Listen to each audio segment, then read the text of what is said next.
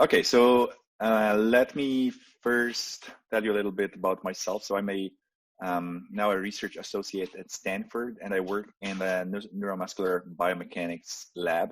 The lab is mainly working on human movement problems and medical problems, and trying to optimize human performance in sports and in daily activities.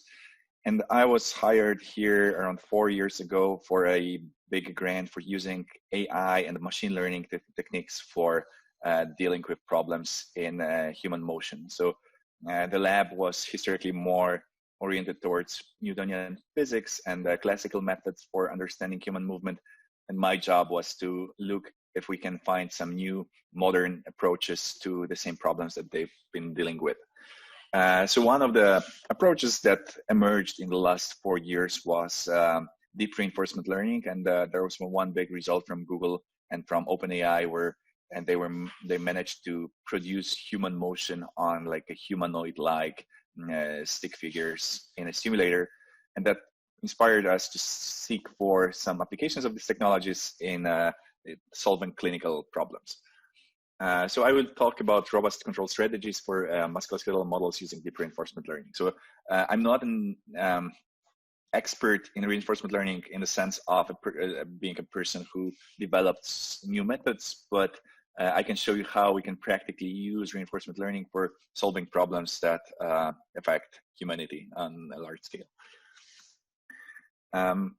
So the problem that we are, one of the cases that we're dealing with in the lab concerns children with neurological disorder called cerebral palsy. Cerebral palsy is a disease that affects their brains at or around birth of the child. It's caused by some mechanical damage, and then due to this mechanical damage, their muscles are overstimulated.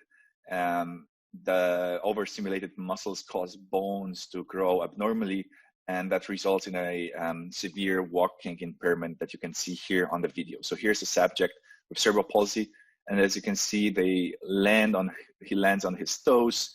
He has asymmetric gait. He doesn't have stability that you would expect from like a 7-year-old kid developing normally. So what we would love to do here is to help them walking, and the standard procedure for helping those children is to perform surgeries. So they lengthen some muscle, they lengthen bones, and they do mainly orthopedic or muscular surgeries to help them walk better, but it doesn't fix the core cause of the problem, which is in the brain. Now, when you perform a surgery, the main problem is that you normally don't know that there are a lot of factors that can happen. So like those children develop in lots of different ways, and you can perform a surgery, and in many cases those surgeries don't work at all, and children and parents are disappointed, and maybe we could have avoided that if we modeled their gait better. So we are building models in the lab. Uncommon treatment is a surgery. Sorry, let me turn off the sound in the video. Uncommon treatment is a surgery. So one of the models that we're building, and like the main model that we're building for modeling this disease, is the musculoskeletal model of a child walking. So normally what happens is that the practitioners, physicians, or clinicians will put markers on the body of the child. So like the small dots, as you can know from motion capture in cinemas, they put those reflective markers, and they ask the child to walk across this green room, and they collect motion of the child. And based on this motion, we can fit the joint, so-called joint kinematics, so joint angles, into a physical model of the child. So in the lab, we build a physical model. As you can see here, the skeleton walking. Those dots are reflecting the dots that are put on the body of the child. And now, once you have the measurements in the lab and this physical model, you can first visualize the movement of the child in the simulator, and then you can measure which muscles are activated. Here on the video of the skeleton, you see those red and blue muscles. So red corresponds to muscles that are activated, and based on those measurements and the simulation, we are able to predict which muscles are affected by this impairment, neurological impairment, and we know which muscles we should lengthen or shorten to make walking easier for this particular child.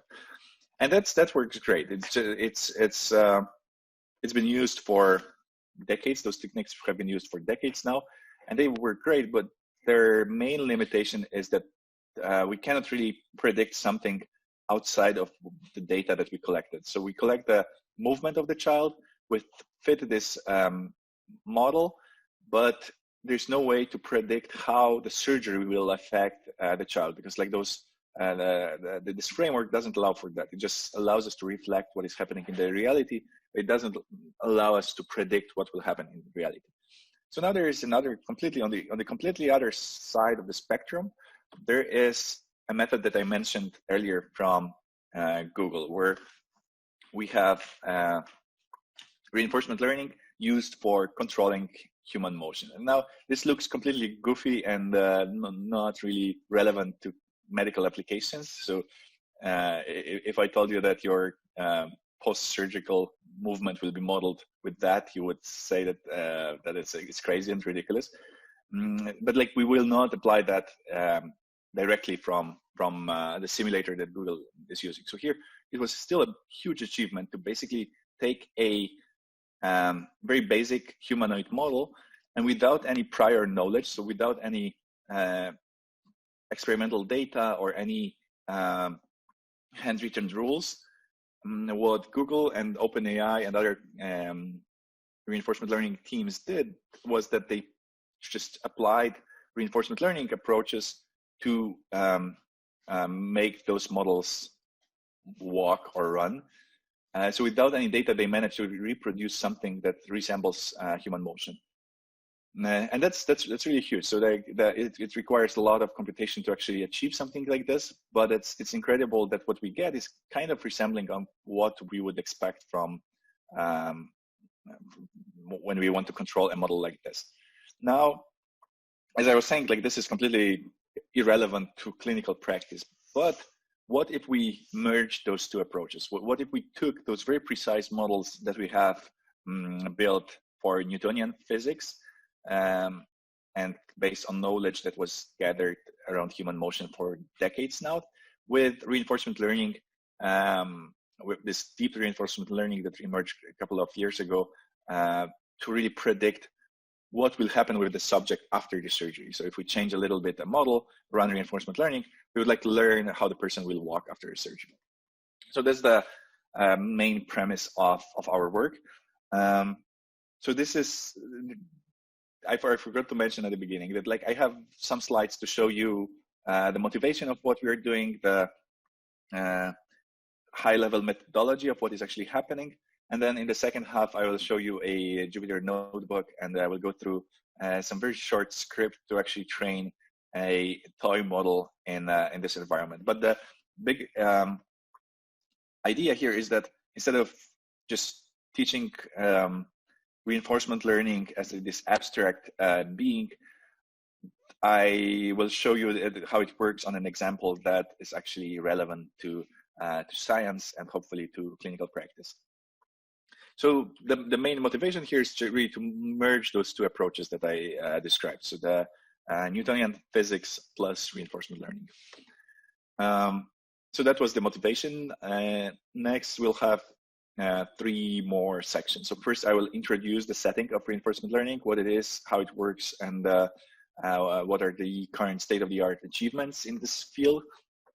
Next, I will come back to show you how that applies to our work in biomechanics. So how we can use those abstract concepts of reinforcement learning for understanding human movement.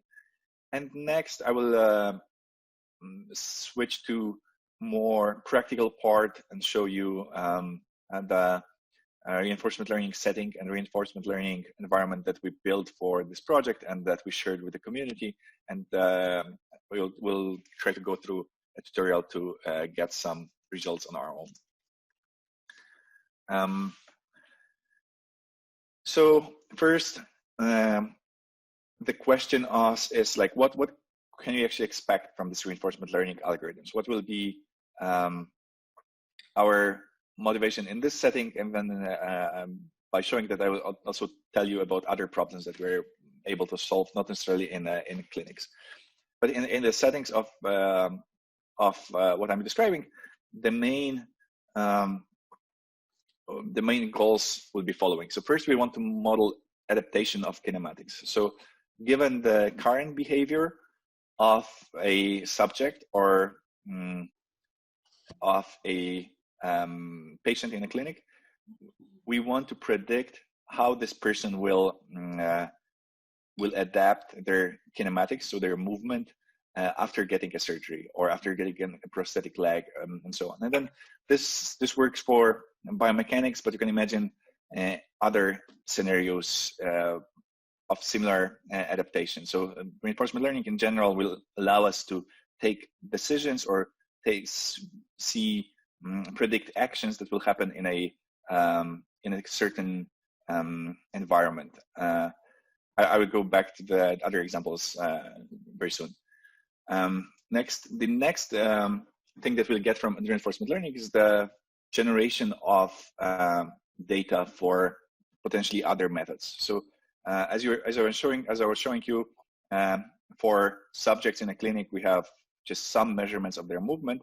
But if we wanted to train big machine learning models and so on, and big machine learning models or statistical models, or just derive some other information from the setting, we may need more data than just one subject. And sometimes those studies here have just 10 or 20 subjects, which is still too small for running machine learning on that. So one hope from reinforcement learning is that if we have a good simulator and we have good reinforcement learning algorithm or trained model for modeling the subjects, we can generate new samples and get some new knowledge based on those generated data.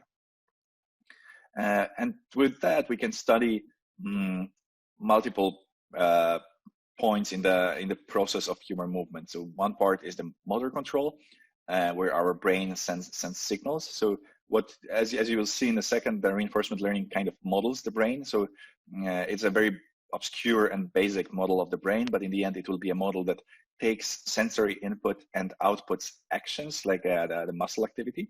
So we can study motor control, but we can also study what is happening in muscles. And finally, another potential application of what I will be showing is actually outside of clinical practice. The nice thing about what we will be getting is that motion that will synthesize in this precise clinical simulator will likely be more physiologically accurate than what you will get from, for example, from this Google or OpenAI models. So you will get more physiologically accurate motion, and that you can use in cinema, for example, for generating synthetic actors or just subjects walking around in the background in your movie, or you can get in computer games, you can get more plausible movements, like let's say you want to make a new FIFA game, then you would like to model running better than in the previous ones. So by using those synthesizers based on physiology, you can get better results. So those are advantages that you can have. Let me have one short slide about the simulator that we are using. And the simulator fits very well the reinforcement learning world, because it reflects what is happening in the human body, including human brain, is actually well reflecting what is happening in the reinforcement learning algorithm, because you will see how different components of a human body simulator or human body actually correspond to what people try to model with reinforcement learning. So we'll use OpenSim, which is a freely available software that allows to build, exchange, and analyze musculoskeletal models and dynamic simulations of movement. This has been around for around 10-15 years. So this is software that was built in my laboratory. It was started by Professor Delp in the laboratory at Stanford. And the main loop of action and reaction that is modeled in the simulator is following. So we want to, the main objective of the simulator is to model human movement and to enable those clinical applications that I showed. So for example, measuring which muscles are overly stimulated. So the way it normally works is that we collect some movement data in the lab by putting those reflective markers like in optical motion capture that I was mentioning. So with this measured movement, we now go back and see what joint accelerations caused those movements. So by a technique called inverse dynamics, we can measure how what accelerations, what torques were applied to joints in order to generate certain movement. And then based on those joints, we can derive back the muscle activity. So the question that the software that we're building answers is what muscle activation was supposed to be used in order to achieve certain joint accelerations. And then this maps back to a neural command. So at the very beginning of all this process is actually your brain that sends signals to the muscles. So what we derive in the end is the neural activity. So based on the kinematics that we collected in the lab, we'll be able to derive neural activity that happened in the brain in a very simplistic model. Now that entire loop can be, of course, applied in another way. So what I just described is the classical approach to studying human motion, that you collect movement and you model the brain. What we'll be doing with reinforcement learning is just the other way around. We'll be modeling the brain and we'll be applying those muscle activities in order to generate movement and predict how a person walks after surgery. And now here's one of the results that we got through one of the projects in our lab. So in our laboratory, we designed a challenge at NeurIPS conference where we asked people to use our environment to apply reinforcement learning algorithms in order to run as fast as possible in the obstacle course. And in this picture, you see red and blue muscles attached to the skeleton. So red muscles are the muscles that the reinforcement learning algorithm is activating. Blue muscles are inactive muscles. Yeah, as you can see, it runs quite well. And I will show you later that it's actually approaching exactly how humans run. This is a simplistic model. There are no arms, as you can notice. But even with this simplistic model, we're getting very close to how humans move. And what is remarkable here is that we didn't use any experimental data, and still derived human-like motion in the simulator. So that was super promising for the case that we're trying to build here, that those algorithms can allow us to actually train something feasible in practice. So how does the reinforcement learning work? So normally we have three components: environment, agent, and policy. So a very one-sentence explanation of reinforcement learning is that reinforcement learning models a policy, a decision process of an agent interacting with an environment by taking actions, optimizing rewards. So what we'll be having is an agent interacting with an environment. So as in the previous slide, you had a skeleton running around an environment. So here, the relation of reinforcement learning setting is quite explicit, that the agent is really an agent, and the environment is really like environment as we think environment as humans.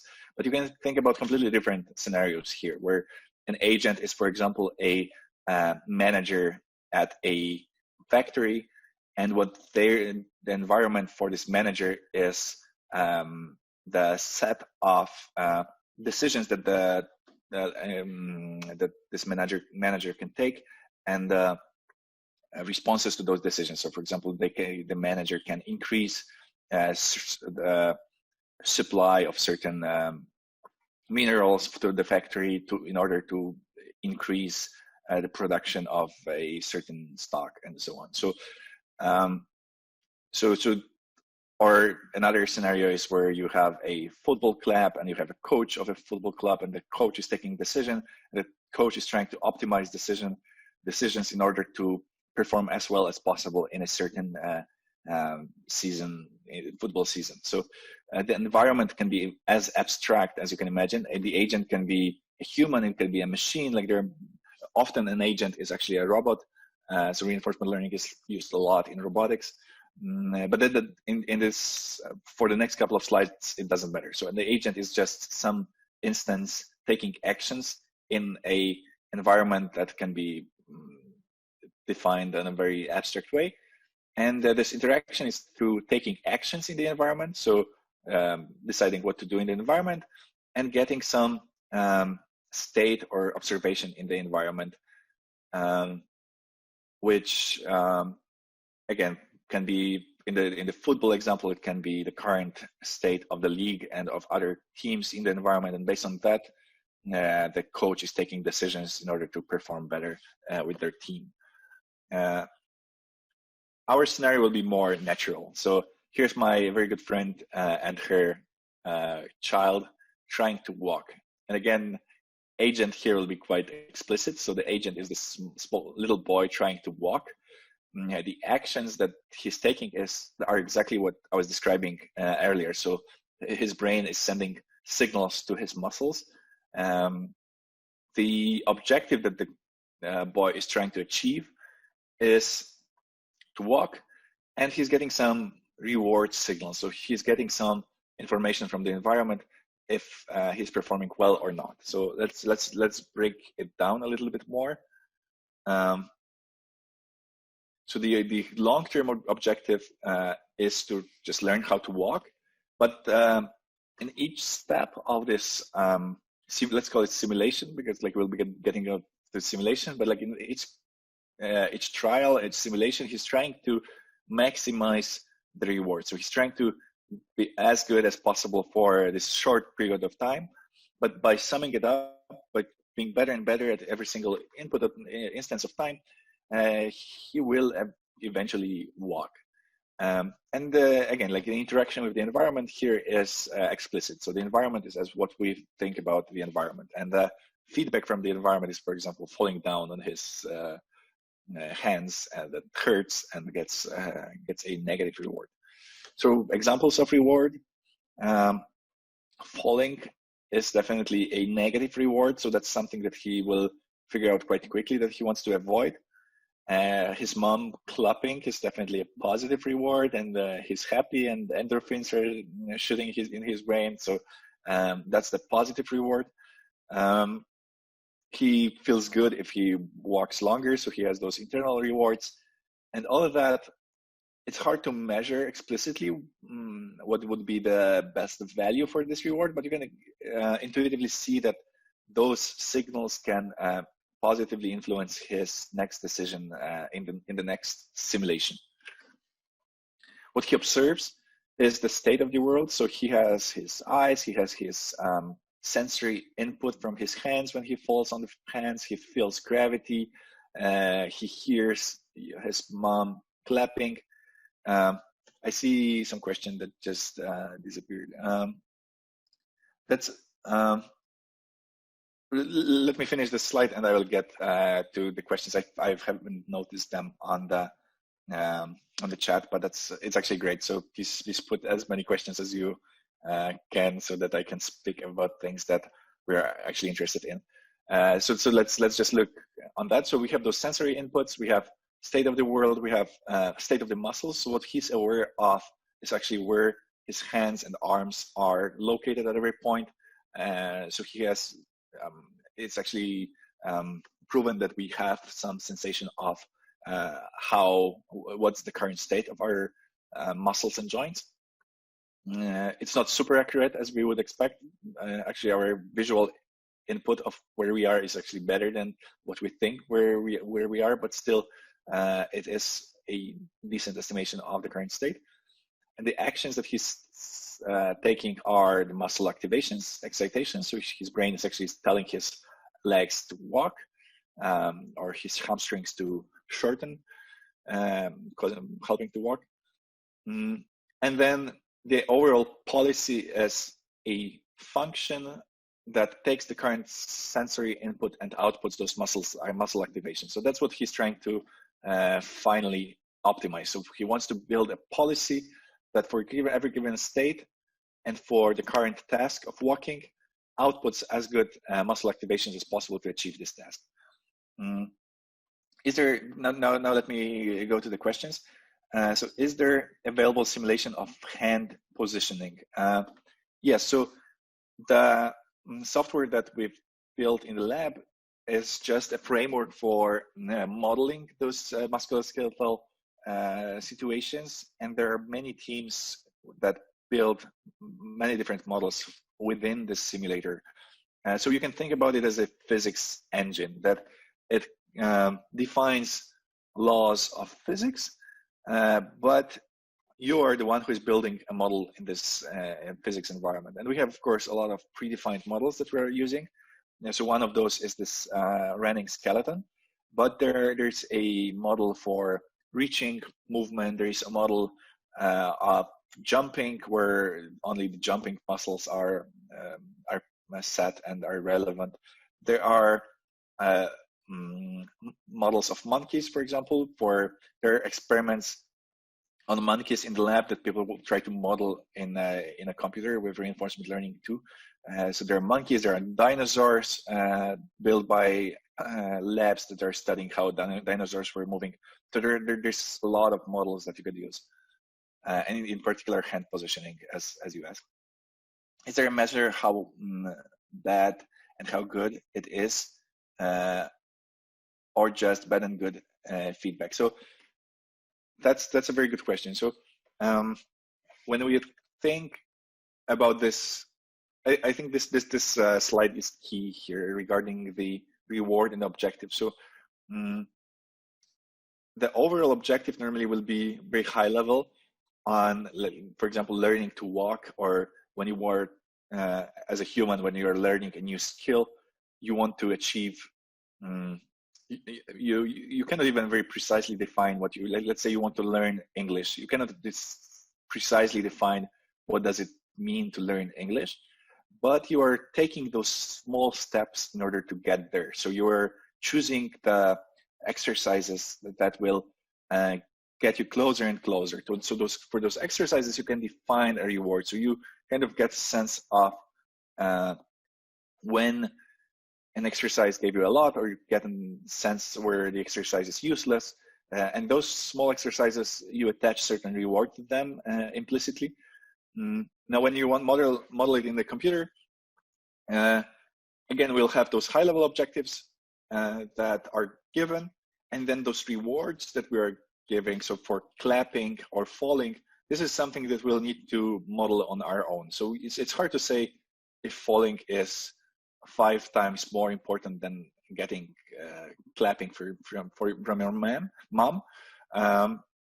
But by some experimentation and some experience, you will learn how to assign those rewards so that your model really learns what you want to teach them. So this is unfortunately more, there's less science into it.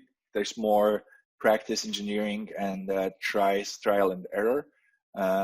Just because like those actions are, those feedbacks are not really comparable in many situations, and you still need to assign them just one single number reward and put them in the same space. So there's no no perfect way to do that, and as I will show you later, there are just multiple ways to achieve the same goal, and by experimentation you will get better and better at it.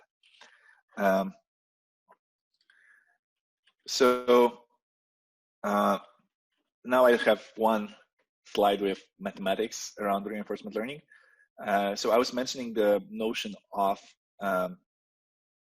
policy. So a policy is a function that takes the current state, where state is your sensory input, basically your sensory input and your memory of where you are, and the action is your muscle activity, or in other scenarios, just your decision in a certain situation, certain state.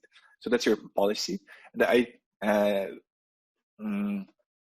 I put this theta when I'm defining the policy function, because policy will usually be parameterized somehow. So policy is, you can think about that as some model.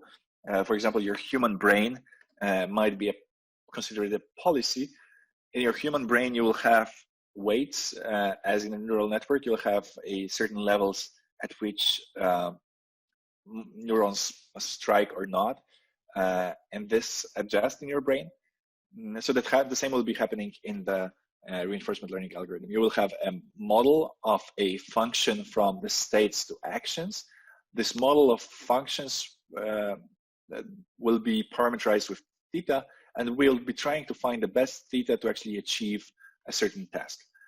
And the way we'll be training it is, or like the actual objective that we're talking here about, is the sum of rewards. So often the final task that we try to optimize is defined simply as a sum of rewards that you're getting at every step. That's when we are given a reward function. We will be able to change this reward function a little bit in order to achieve a task that we're given, but this I'll go back to a bit later. But overall, you can think about the task here as trying to get as high a reward as possible over set number of steps and t. We just want to find the best theta such that st of theta, the rewards at every state are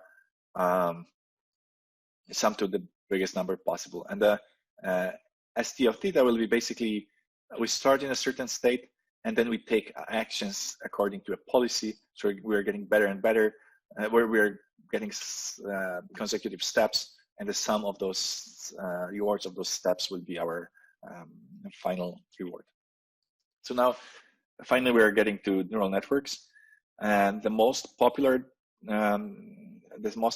setting for the policy, so the most popular function modeling the policy right now is a neural network by far. That gave rise to this deep reinforcement learning field. Before people were using other models too. Now that's the most popular one. Mainly because of its flexibility and nonlinear, and being able to capture nonlinear behaviors between states and actions. So a neural network you probably have seen in this summer school already many times. The very basic neural network you can think of is the network that takes state variables, so those sensory input and the current position in the world, multiplies those values with some parameters theta. We get some values in the middle. We apply certain activation functions and some nonlinear transform to those, and then apply another linear transform with another set of parameters theta, and get actions at the end. So for a given state, we are getting muscle activation in our biological scenario. So now, how to choose the best policy, how to choose the best parameter theta. We basically want to find a policy that maximizes rewards, as I was showing before. And we'll be using one of the flavors of the training algorithms here. Like I tried to bring one of the simplest algorithms just to give you some intuition of what is actually happening. But there are tons of algorithms for choosing the best policy, and they have features that makes them better or worse for a certain application. But overall, the setting is that we start with some empty or random policy. So we take the neural network with some random weights, for example, and then we run simulations. We basically just take this policy, we apply this policy to our agent in the environment, we record the reward that we got, we perturb the policy a little bit, or we perturb the actions a little bit, and we see how the output changed. In some situations, it will just get slightly better. So now we'll modify the policy in the direction that is closer to the scenario that gave us a little bit better output. So we're collecting all those experiments and all this experience with our agent. And based on this experience and the noisy experience, we actually are able to get a better and better agent. That's the overall idea. Before I will jump to the biomechanics and the actual example that for which we have code, I will I will show you a simple example for a pendulum swing.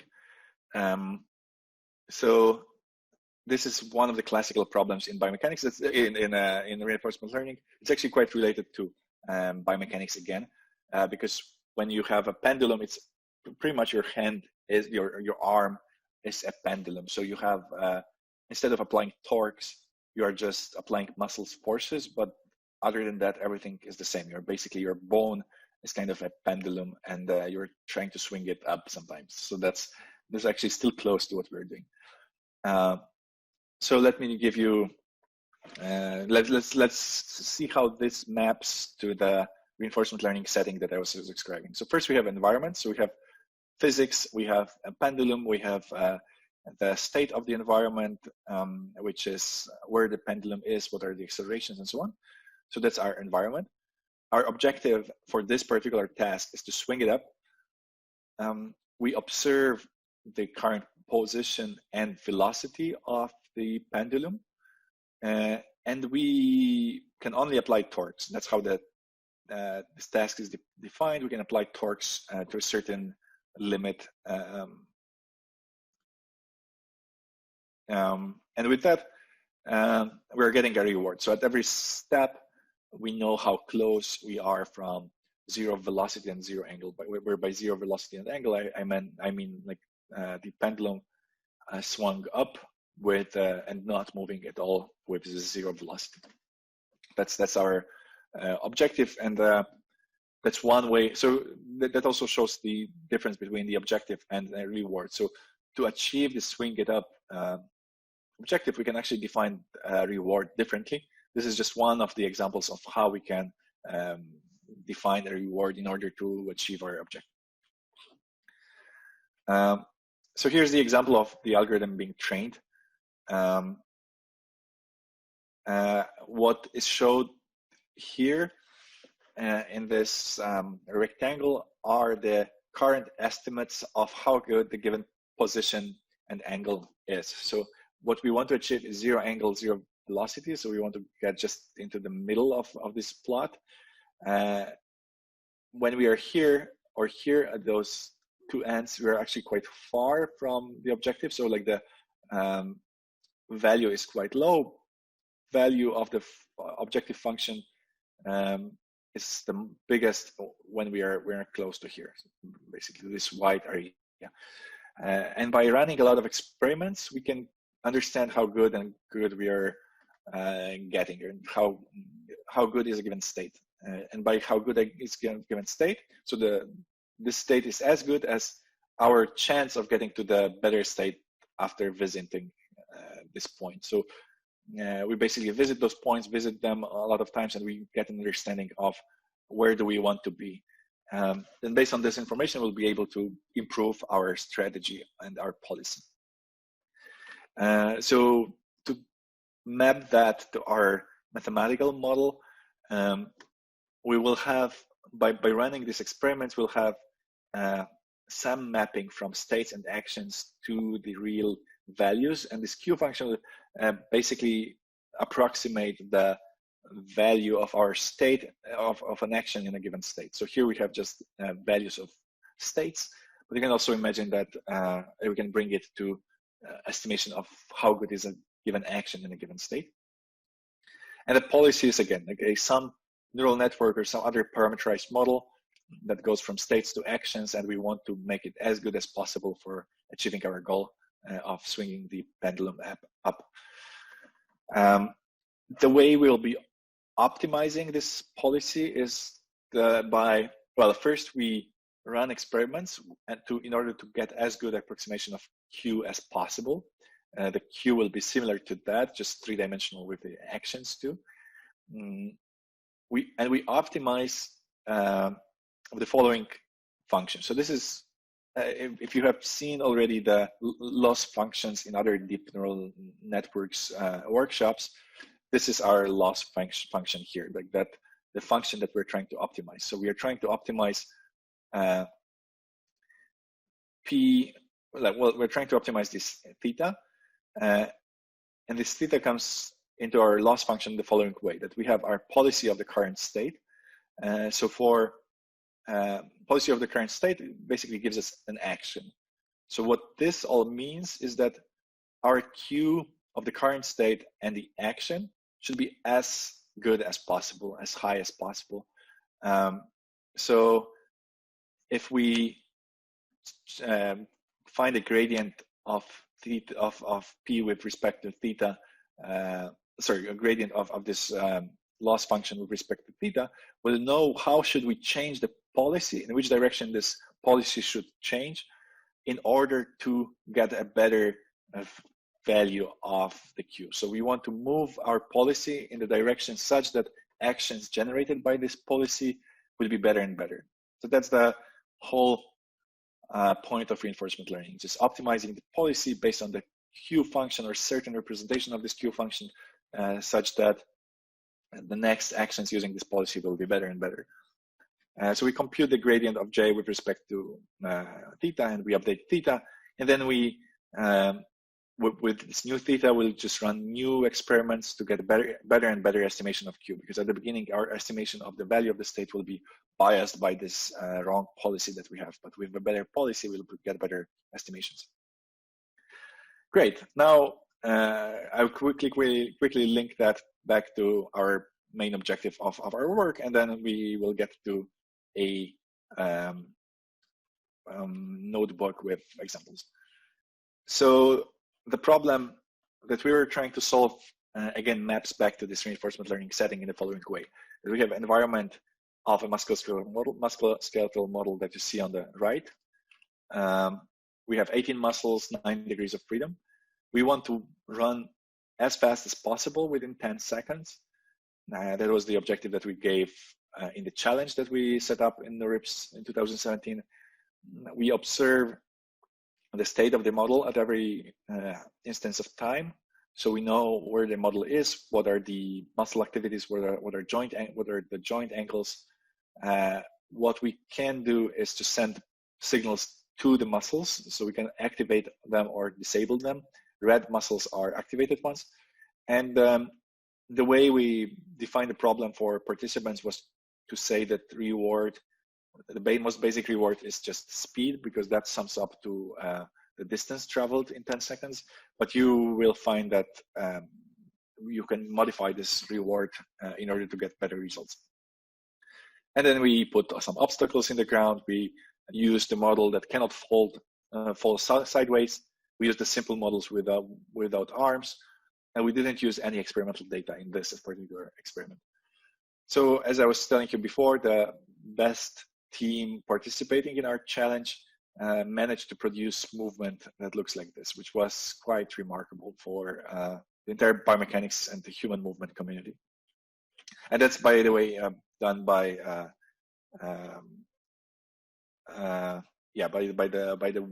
team from Lugano, from Jürgen Schmidhuber from Nascence.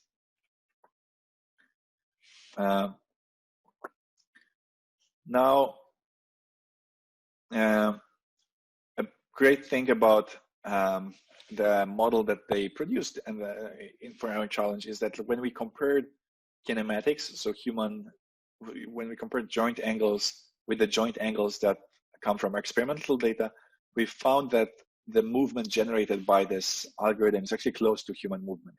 So those gray areas in these plots are curves, confidence intervals of curves collected from human experiments. The black curves are coming from our simulator. And as you will see, the solutions that we generated are actually quite close. So there's the shape is similar. And those are joint angles for hip, for knee, and for ankle. So this was remarkable and very positive, because that now it means that if we make some modification in this humanoid model, for example, we simulate some surgery or we lengthen some muscles, we have some hope that when we retrain the algorithm with reinforcement learning, we'll be able to predict how the person will run after a certain surgery or after getting a prosthetic leg or like after any other modification. So that gives us hope that the entire premise of this work actually makes sense. And now a few tricks that they used in order to get those results. So one common trick in reinforcement learning is to use a so-called frame skip. So we were asking them to give us muscle activation at every 100th of a second, but that gives a lot of computational burden. So they kept the same action for 5 frames and decreased the frequency of, effectively decreased the frequency of the environment.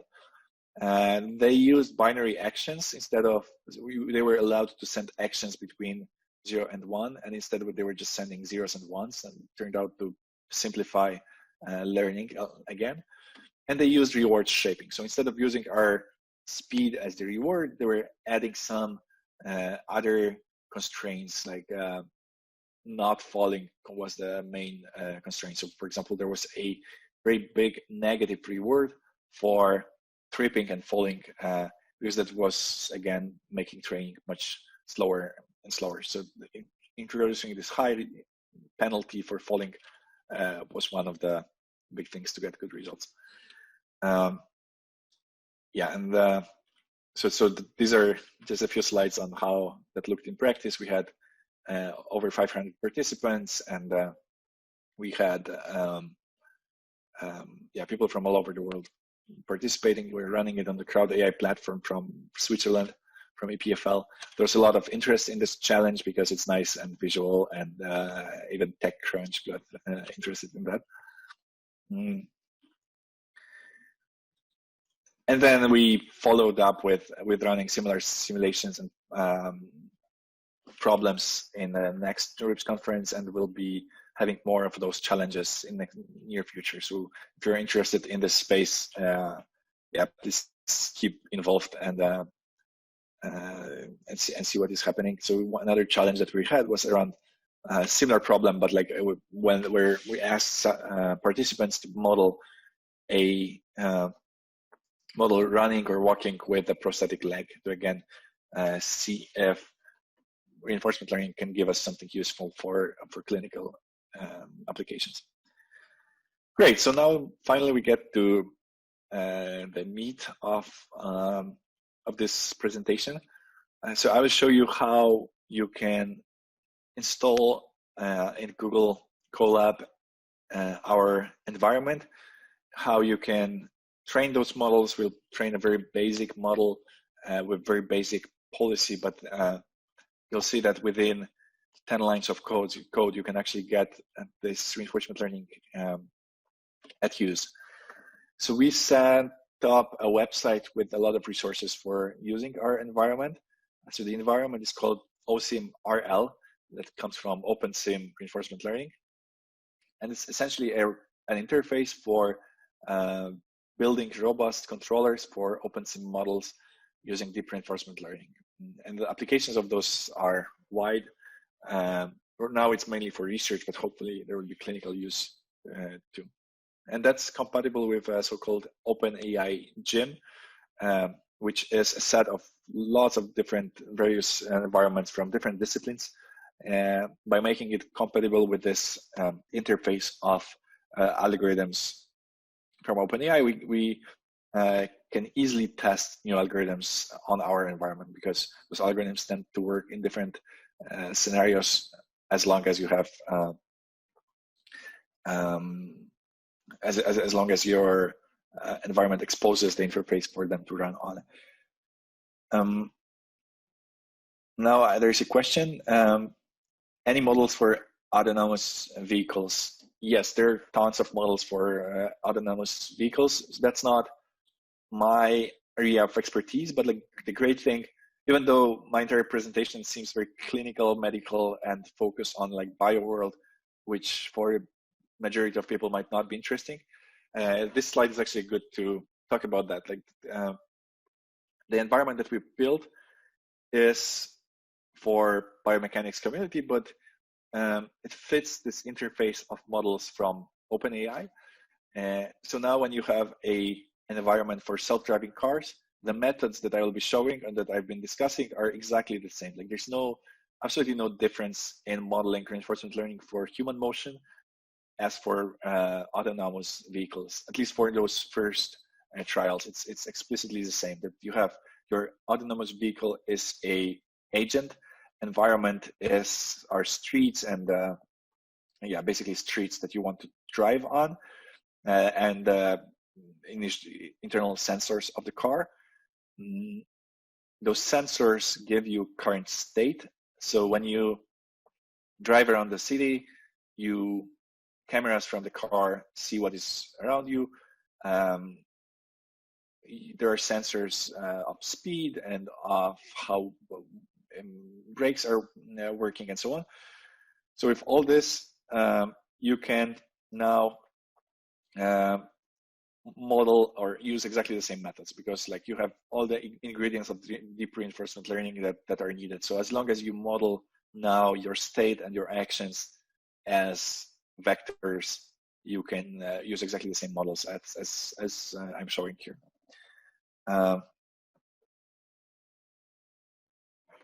Great. So now, there's another question regarding the fact that reinforcement learning requires a lot of data. It's actually not exactly, it's true that it requires a lot of computation. It actually doesn't require that much data. To be fair, it actually doesn't require data at all. It requires a very precise simulator.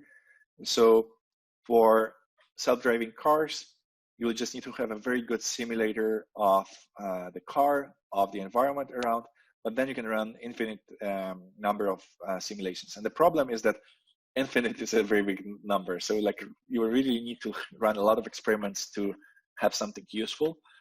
And it takes hundreds of thousands of hours of CPU time in the cloud to train those very big models, especially those that you might have seen in the news where OpenAI is playing against some other teams in Dota, or DeepMind is playing StarCraft, or Google DeepMind again is playing Go. All those applications require a lot of compute time, but not that much activations. Not that many data points. Can we use OpenSim for modeling human actions or sport activities? I have seen some papers in action recognition using RL. Yes, so there are big results on modeling human actions for sure. So this is what we are doing here, is modeling human actions. There are some other teams in Korea. There's one strong team in Korea that modeled lots of different actions using reinforcement learning. People at Berkeley are modeling actions with some data input. It's actually, some of those are not in OpenSim, but there are many projects like this. For sports activities, in OpenSim we have models of throwing a ball and the golf swing. So there are a couple of models for sports. There's reinforcement learning has been used also at the higher level. So when you have a team,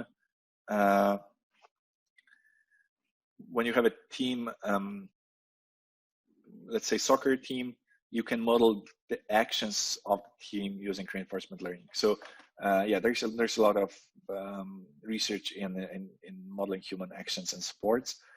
In CVPR, results are closer to computer vision, so they're not that clinical as I'm showing here, but reinforcement learning is used there too, for sure. Right, so there's another question on the details of how we model things in OpenSim. So let me go back to that a little bit later and show more on the reinforcement learning now.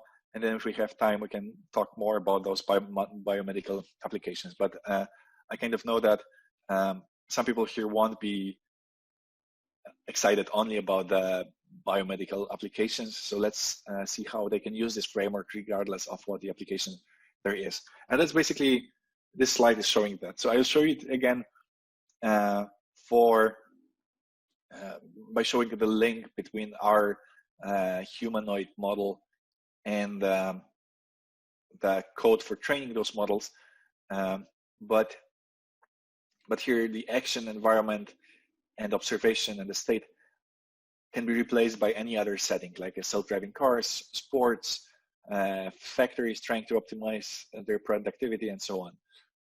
But in our context, it's following. So what we are trying to model is the brain of a human trying to take decisions on what actions should be taken to achieve certain movement activity. And to model that, we'll have an environment. So here I'm giving an example of prosthetics environment, but there are other environments in OpenSim that you can use. But basically, you're just creating the environment. You take the observation from this environment. That's your current state. And now you can run 200 steps of this of the simulation. That basically you take your observation, you fit it into your trained policy. The brain is your policy. This will give you a certain action taken in the current observation, in the current state.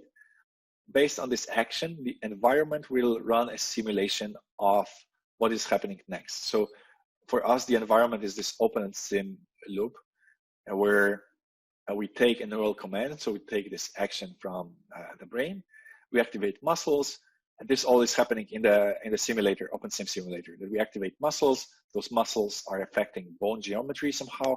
Those bone geometries or this muscle activity pulls bones towards each other. So that generates accelerations and torques in the joints. Those joints can be then integrated to velocities. Those velocities can be integrated to movement. So this is again happening in the physics engine. So here we rely completely on Newtonian physics on what is happening from joint accelerations to movement. F equals ma is our main body here for this part of the simulation. We can generate movement. We can measure some parts of the environment. So for example, the foot contact, we can measure what's the new position of our model and so on. And that is again, like that's used for calculating those joint activities.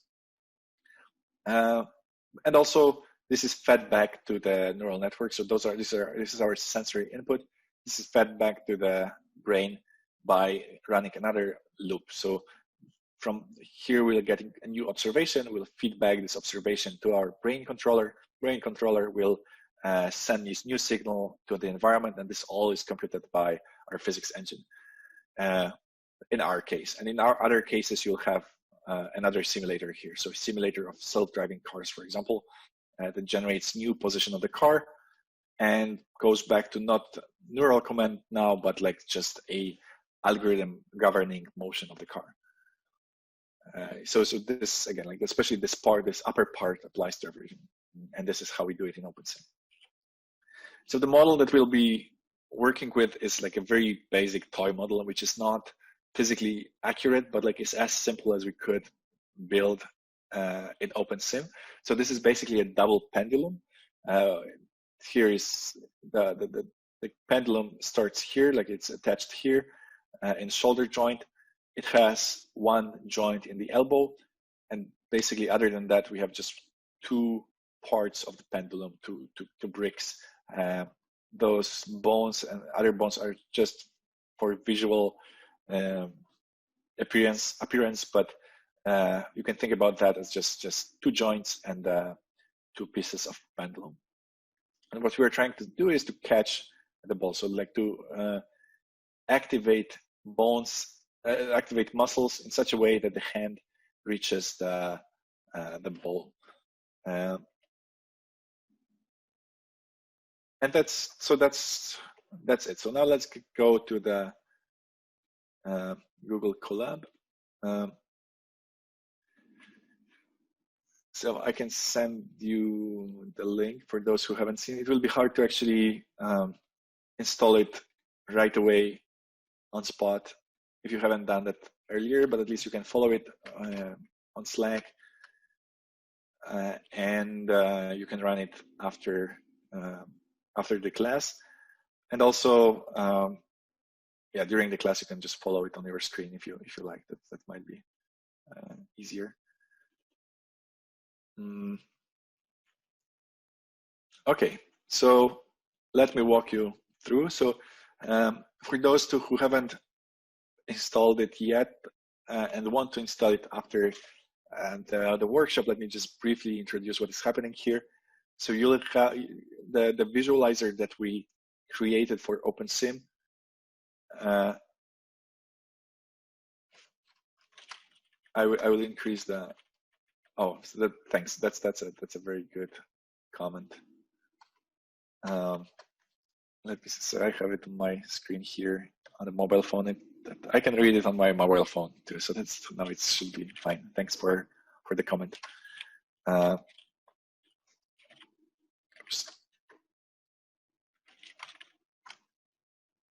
Okay. So first I will explain a little bit what you need for installing everything. Our visualizer of OpenSim needs to run locally on your computer while Colab is working in the cloud. So there's a small trick needed to actually run it on your computer. You'll basically need to install the OpenSim package on your computer in order to see the visualizer. And to do that, you will need to install Conda, which is a virtual Python environment. And you need to install OpenSim and Python in a specific version.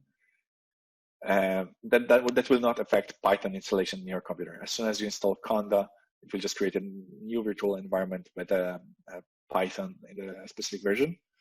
Next, you activate this environment that you created, and you need to install a bunch of libraries to use our environment. So we won't use that many different dependencies, so I can just walk you through 3 key dependencies. There's Keras, which simplifies building neural network models. For this demo, it's perfect because it's simple and nice. We use TensorFlow with Keras.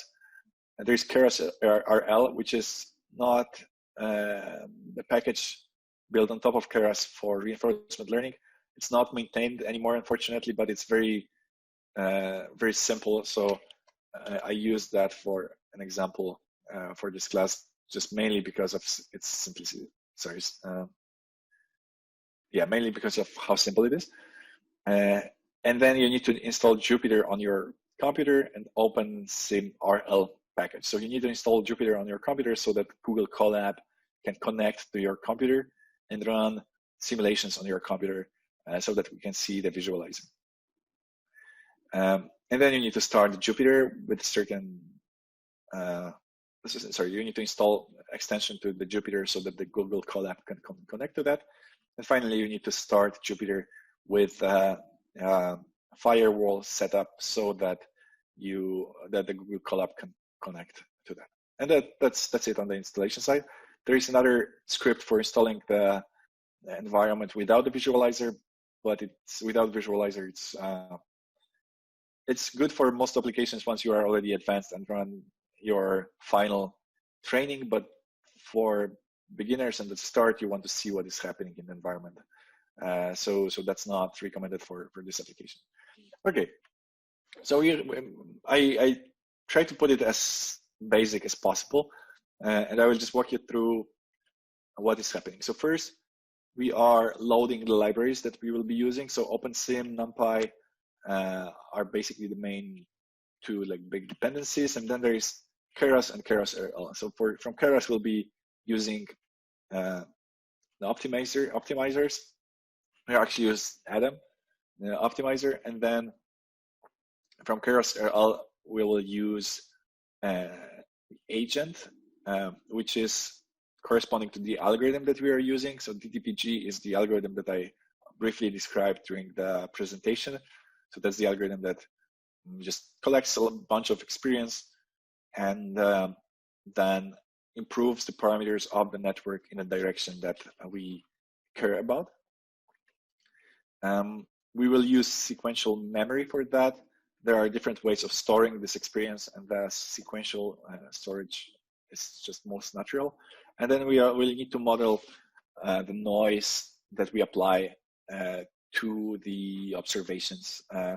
As I was telling you, like in order to actually train those models, we need to perturb observations a little bit in order to be able to learn that maybe some action in a given situation was better than the one that policy generated. Now I put together some more complicated, let me see if I just ran that cell. Let's run that. So this is basically just loading everything.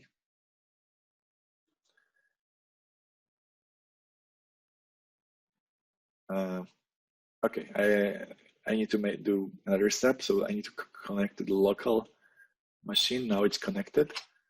So what happened here is that I connected everything to my Jupyter. So in the background, I ran Jupyter, as I told you, and Google Colab connected to this Jupyter notebook.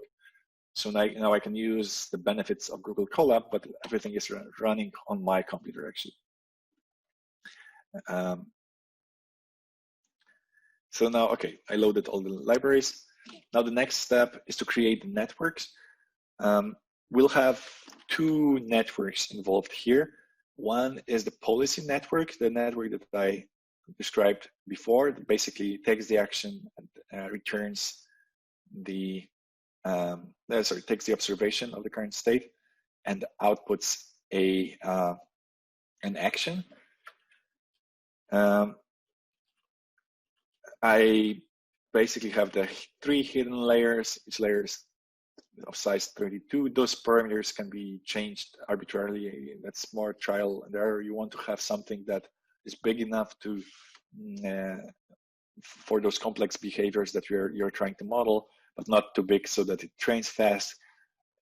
It's still better to have it too big and use some regularization in order to be sure that you cover all the movement that you care about, and regularization takes care of overfitting. But in principle, we need a small network here. It takes shape in will be the shape of the state vector, shape out will be shape of the output vector, so the action. And that's basically creates our network. I will create it in the next cell.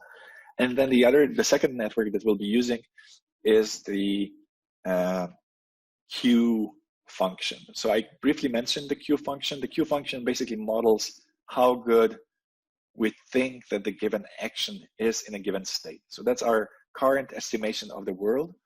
And by collecting experience, we know how good are the observations, how good are certain states. Because once we achieve certain state, we either got to the goal state from there or not. We got certain rewards. If we got a lot of rewards by starting from the state, we think that this state is good, especially if we took a certain action in the state. We know that the action in the state is good. So by collecting this experience about the world, we will be able to model the world better and better. And that's what basically this queue function is doing. We still need a neural network for that because modeling the world is a difficult task.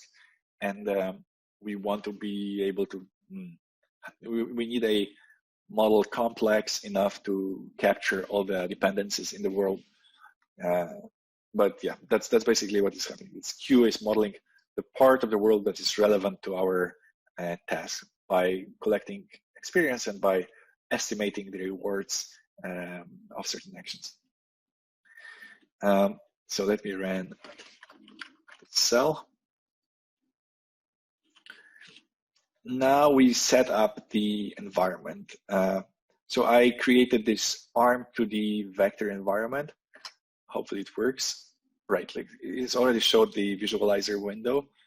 It's empty so far because we haven't run any experiments yet. Now let's move this a little bit. But as soon as I run one step of the simulation, you will see the model here. Okay, so that created the environment. So in the end, you can think about the environment as our simulator. So that's something that doesn't care about how we generate actions, doesn't care about what we do with that. It only answers the question, what is the next state if we use a certain action in the current state? That's the only function of the environment. And the interface is easy. It just takes the current state and action. But underneath, it can be very complex. For self-driving cars, it will be an enormous simulator of streets and the world. For our environment, it's this physics engine with muscles and bones that needs to run Newtonian physics, needs to run to estimate contact forces between bodies and so on. So it's simple from the outside and it might be very complex in the inside, but we'll use only this one step function. Now we create the actor policy. So actor is the one other way to name a policy. Our policy will have input of 16 variables. That's how many muscles. So our current state will be positions of joints, accelerations, velocities in joints, it will also have information about current state of the muscles. So all this will go into state, and we have 16 variables in the state. And we run dense layers on top of that. So dense layers are basically connecting all those 16 points with all 32 points in the next layer. We then run activation, which is some nonlinear function. We run another dense layer and so on. And at the end, we get 6 muscles activities because we have 6 muscles. Q function will have 2 inputs. It has 16 from the observation, 6 from the action space, and it outputs one number, which is the real value, our evaluation of the current action in a given observation. So that's a Cartesian product of those 2 spaces. In theory, this function outputs for any combination of observation and action. It outputs a value of how good the state is. And of course, I say in theory because for most combinations of actions and observations, it will have completely no clue what is happening. It will only, this function, after we train it, will only learn more and more about part of the world that corresponds to observations that we actually have seen in the world and actions that we have seen. So in self-driving cars, your observation input in theory can have your car flying above the ground, but that state is not achievable. So even though our Q function can theoretically model that, it will never happen in practice. So it looks big, but it only covers the part of the space that we care about. So okay, this is already created now. We are compiling our agent. So by compiling, let me get to the compiling soon, but what is happening here is that first we set up memory that we'll use for recording recording observations. So we will, by taking experience in our environment, we'll generate new states and actions and new rewards. And we want to remember that for certain number of steps, because the idea here is that we don't want to remember everything, because at the very beginning of our simulations, we were using policies that were just random. So there was, we want to forget, like when you are walking now, for example, on the ground, you don't want to remember how you were learning to walk, because your representation of the world back then was just ridiculous. You were just, if you see the baby walk, you will realize that that's not what you want to remember when you walk by yourself. So you want to basically forget memories. And then this is the arbitrary number, but you want to remember a certain number of steps for new modeling of the world. And we'll use this memory and those observations in the memory for training the Q function that I've just described. Now, we use a random process for modifying observations a little bit, perturbing them to get better experience for training our network, so for getting new experiences. Otherwise, we would just keep repeating the same actions. So some randomness, even the randomness, usually will bring us to worse states. Out of those states that it brings us, some of them will be better, and it will this randomness in our actions actually leads us to taking new decisions. That's again like that has an equivalent in the real world. Like if you just keep repeating your mistakes, you'll never learn anything new. But if you just perturb your actions, when you make mistakes, you see you're not happy with your results, you perturb your action, and then your brain will be able to learn from this new perturb experience on how to take better actions in the future. So that's exactly what is happening with this random process here. DDPG agent is basically the implementation of the algorithm that I have described, and that trains our neural network with a given loss function. It has a lot of parameters that we can adjust. We won't have time to go through all of them. I just want to give you a brief understanding on how those things work. So let's take the algorithm for granted. But the objective of this algorithm is to change the weights of the neural network policy such that all new experiments will go better, and all new experience will be better with this agent. We set up an optimizer as we do in any other neural networks. Basically, the DDPG agent is giving us the gradient of the loss function with respect to the parameters theta, and this Adam optimizer will change our weights of the network a little bit in the direction that was given by this DDPG agent. We compile the agent. So after writing everything in Python, what happens is that all this is compiled and put in your neural net in your GPU memory so that it can quickly learn. The good thing about this entire thing is that the entire setting that I'm showing you now is that this is not that GPU heavy. So I've seen some questions before about doing research without or playing with those neural networks without GPUs. Here, your GPU's resources are not that important because the networks are very small, and you can model some cool things without GPUs, at least when you are learning. And finally, that's it. So we set up everything. We have algorithm set up, we have optimizer set up, we have environment set up, and we run the experiment. So the experiment basically showing here on the right the biomechanical model that was defined for this task. As I was telling you, the model is not super feasible in practice. It will just behave weirdly. Sorry about that, but let's make the task much simpler. So what it's trying to do is to grab this ball. The task is not that easy as it seems if you don't know anything about the world. So your simulator, if the muscle here, the bicep is overstimulated, it will try to catch the ball. At some point it will catch it, but then it will go way too far with this stimulation, and it's already lost here. What is happening in the environment is that at each trial, it's randomly setting the position of this green ball, and the reward that I defined here is getting your hand as close to the ball as possible. So I'm showing several simulations here, but it will take a couple of thousand simulations to actually run.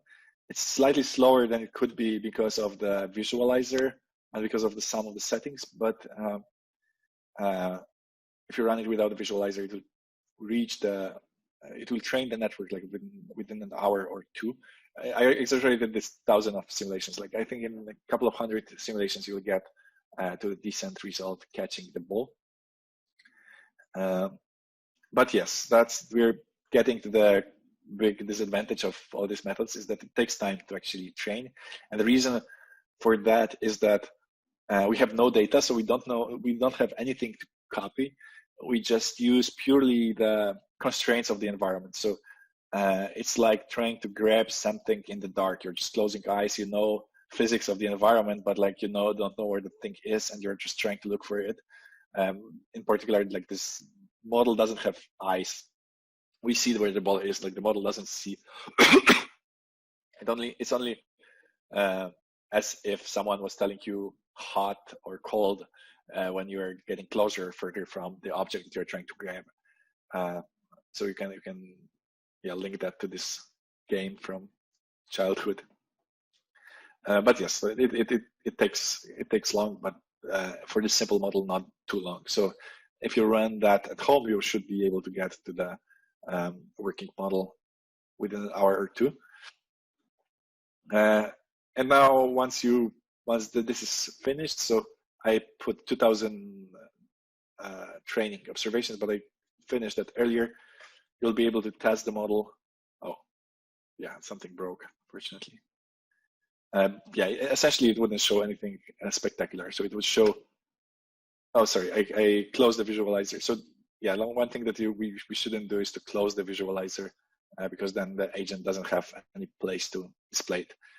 But in principle, you would see the same agent trying to grab the ball. So yeah, please try it at home. Try to run the code. I'm happy to answer any questions and try. I should have some pre-trained models that I can provide to you if that's of interest. That when you want to compare your models with that. I showed you our biomechanics environment, but like in OpenAI Gym, let me just quickly show you maybe at the end what else you can do with reinforcement learning. There is OpenAI Gym.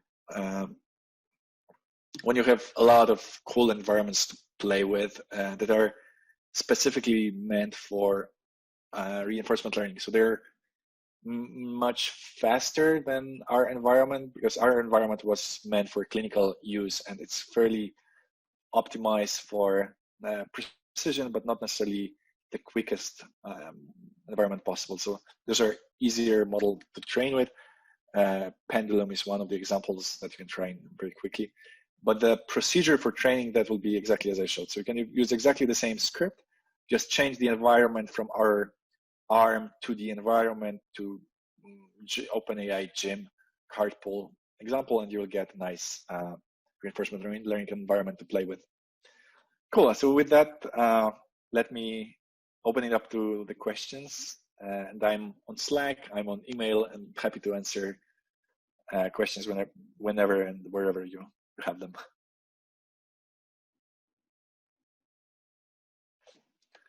Let's see if there were any other questions so far.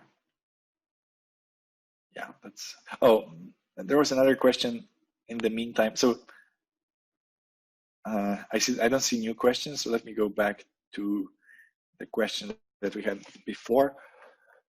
So the question was, how do you model the muscles and the bones? I mean, are complex dynamics of flexible elements you already have anisotropic elements, elasticity problem, and you can consider there is fluid, right? So actually, yeah, the OpenSim environment, the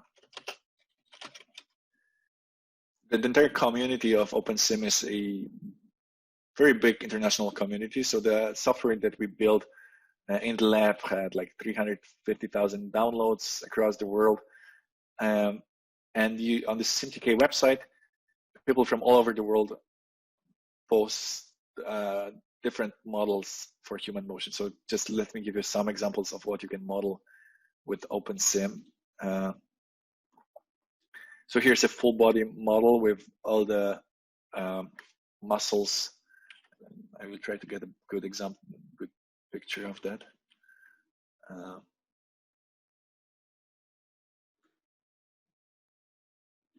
Yeah, unfortunately, images here are not that good. So, but to make it more visual, let me find another picture. So you can have like a very precise model with like hundreds of muscles in the human body.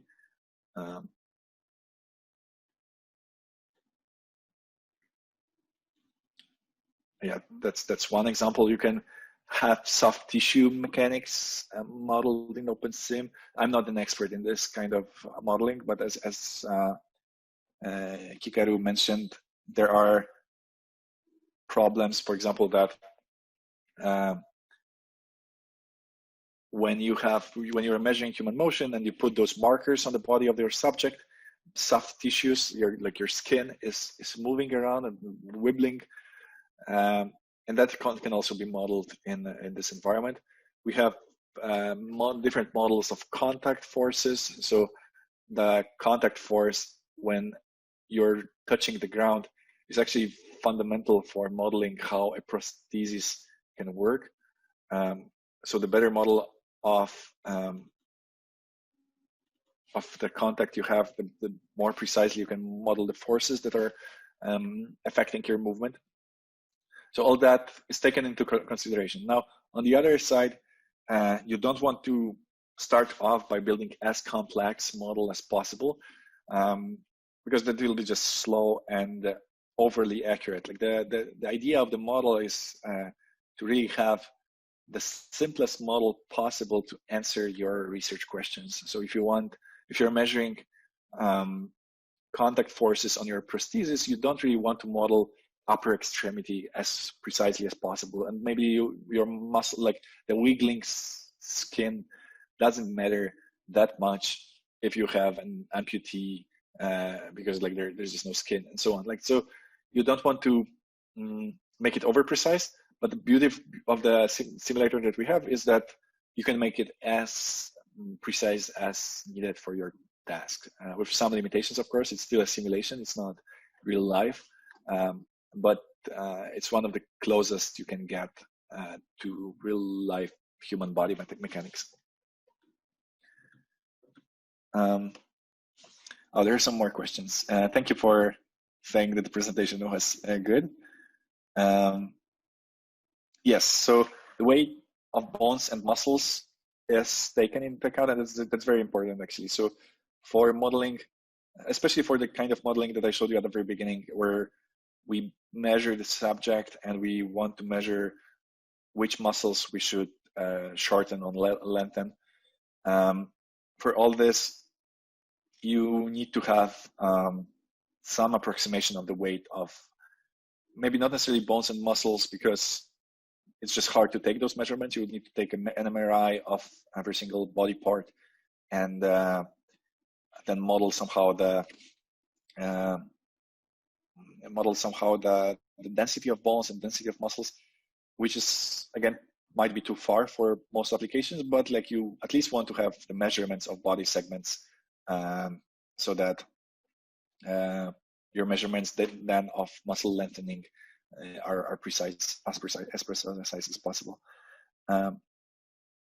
So and the other question was your project to model gait or to discover diseases? So in this case, we wanted to model gait, and ideally we wanted to model gait without experimental data in the first step. And in the second step of the project, we're still working on trying to predict gait using experimental data. So like we collect the data, with fit a model, and then we modify a little bit this musculoskeletal model to simulate the surgery. So for example, we lengthen a muscle or we correct a bone with some orthopedic surgery, and we run reinforcement learning to predict how the patient will walk after the surgery. So that's the big objective, and that's still under progress. Have you already used results from your models to inform real life surgery? Yes. So this is happening not from my models and not from reinforcement learning,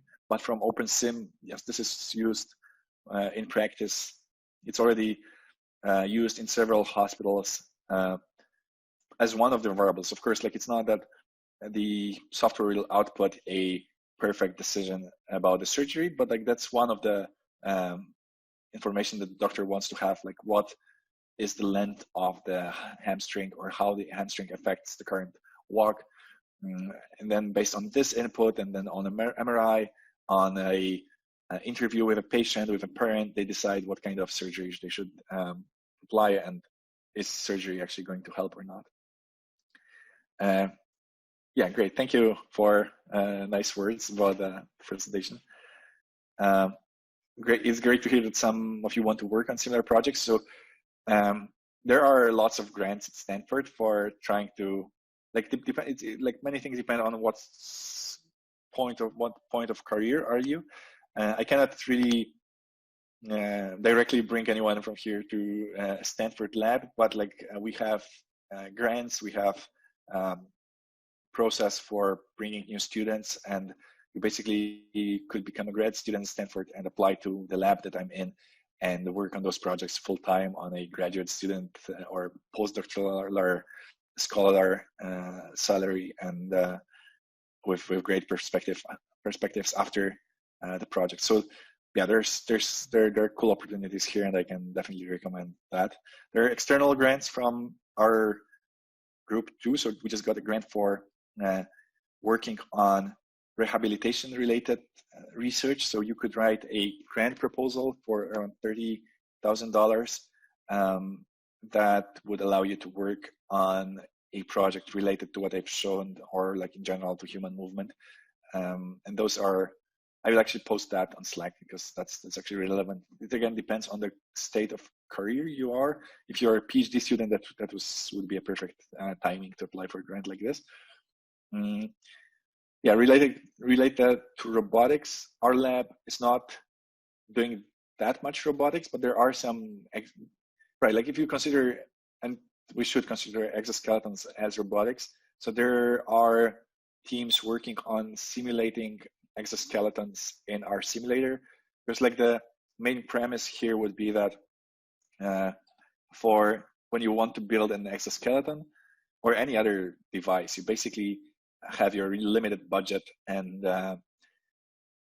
it's the cheapest to actually iterate in a simulator rather than on the real device. So you don't want to build anything before you know that it's going to work. So the idea is to model your exoskeleton in the simulator, see how that would affect movement of your whoever you apply the exoskeleton to, and based on that you choose parameters of your device, and then you go into production of the first prototypes. That makes everything much faster and cheaper.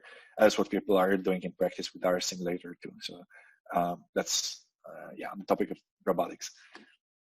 Thank you, Rajat, for liking my presentation. I really appreciate that so many people showed up, and thank you everyone thank you Jacek and the team for the invitation. It's a great pleasure